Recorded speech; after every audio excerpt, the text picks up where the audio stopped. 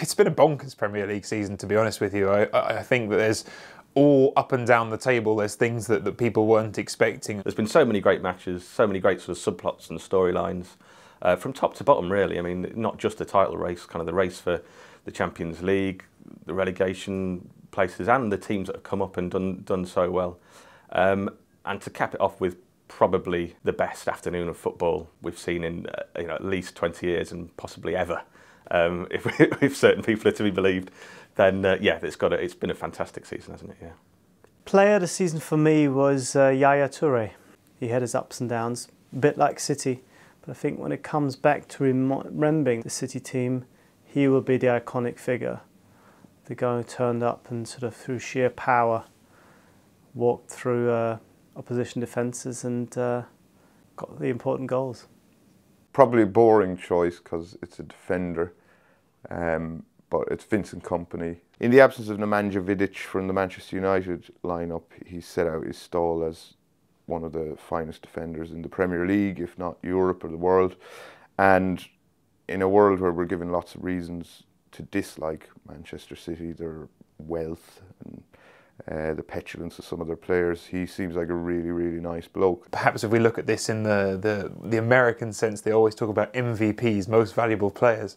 I think there's possibly no one player who I'd single out as having been that important to their side as Van Persie. Do you remember back in October 2009 it was, when David Beckham came on with half an hour to go for England and was given the Man of the Match award? It feels like I'm doing this now because I think Papi Cissé has been the one player that's really excited me for the last half of the season. He's a sort of a throwback to the days of Tony Yeboah and Matt Letizia, when every goal he scores seems to be spectacular. He's livened up the Premier League, yeah, he's given it a bit of a shot in the arm. I don't think there's any doubt that Alan Pardew is the manager of the season. If you look at the potential at his disposal, if you look at the buys that he's made, I don't think anyone did better. Nobody expected them to be challenging for the Champions League at the beginning of the season. That's been a remarkable campaign. But perhaps you get some people a little bit lost further down the table, and I think both of what Paul Lambert has done at Norwich and Brendan Rodgers has done at Swansea have been remarkable when you look at the players that they've had and again the expectations that people had of those teams coming into the season. My manager of the season is Brendan Rodgers, Swansea City manager. He didn't win anything, but his side, through the way they play, managed to win an awful lot of friends.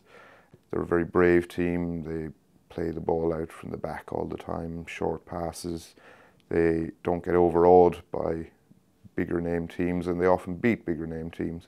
Pardew, for example, I mean, he's relying a lot on the chief scout, Graham Carr, who's identified a lot of these players. And okay, Pardew's put them together and they've done really well. But with Rodgers, you really get the sense that it's his project. Well, signing of the season, I think, has to be Papi Cissé.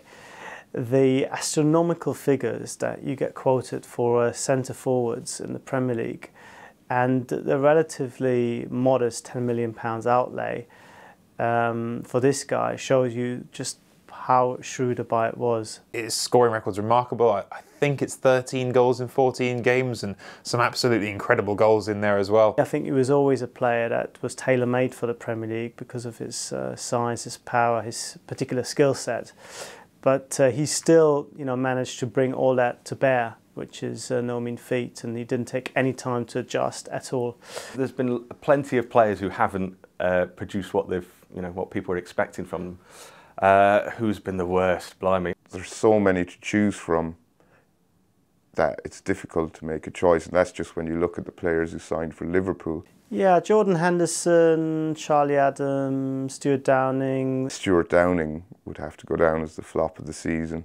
He's contributed the sum total of no goals and no assists, and I think the only record he's broken as a Liverpool player is that he became the first player in many, many years to miss 3 consecutive penalties in the Premier League.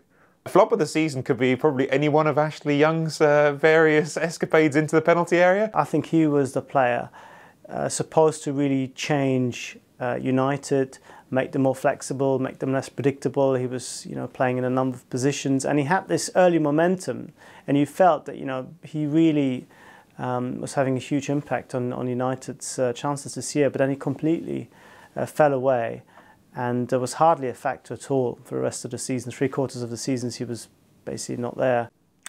I'm going to give my goal of the season award to Peter Crouch. His volley, while reminiscent of a windmill being pushed down the stairs was perfect. Joe Hart was left with no chance. I'd say couldn't believe he'd been beaten by a shot like that. Goal of the season has to be Papi Cisse against Chelsea. We all thought he was mad having a shot at goal. Maybe he was just playing for time, trying to get the ball as far as possible away from his own goal. But you saw the trajectory and you saw just exactly what he meant, and it was just a miracle. The kind of sensible soccer-esque goal where this ridiculous bend where he shouldn't have been shooting, and you sort of had to watch it 3 times to make sure he meant it. The ultimate confirmation of its brilliance was Didier Drogba playing for Chelsea. Should have been madly frustrated when this goal went in. It's obviously putting Chelsea 2 down at home. But instead you see him on the sideline, he just laughs and claps his hands because even he knows that that's just an incredible goal. I think it's a goal that will be seen and remembered for many years to come. The game of the season for me is Manchester City against QPR. Just in terms of sheer excitement, it was a sensational game of football. What more do you want at the end of a campaign than the team trying to win the league down 2-1 at home with minutes of injury time remaining, and then to score twice in the space of 120 seconds? Arsenal, Tottenham at the Emirates, the 5-2, when 2-0 down after 35 minutes. And then the sort of 34-35 minutes between Adebayor's second goal for Spurs to put them 2-0 up and Walcott making it 5-2 sort of midway through the second half were probably the best, sustained best 35 minutes of the season for me. Game of the season for me, I think, was the 6-1 for City. Or was it? No. The game itself wasn't anything particularly special, but the scoreline was so significant come the end of the season. The goal difference element of that win for City at Old Trafford was huge in the grand scheme of things, and it would have made for a very different run-in, I think, if that hadn't happened. Even though a flurry of late goals might have skewed the result a little bit, I think it also showed just how much of a mountain United will have to climb. It's testament to them that they nearly, managed to reel them in at the end. But that game really summed up City at its best and United at its worst. It was a great season, it had a fantastic finish, but personally, I'm not sure I always bought into this best season ever narrative. It kind of became the accepted view. I think it was a little bit marketing driven. Football is just an endless soap opera that meanders along when various characters come and go, and you have your villains that we love to hate and whatnot. And this season has been similar to any other in that regard.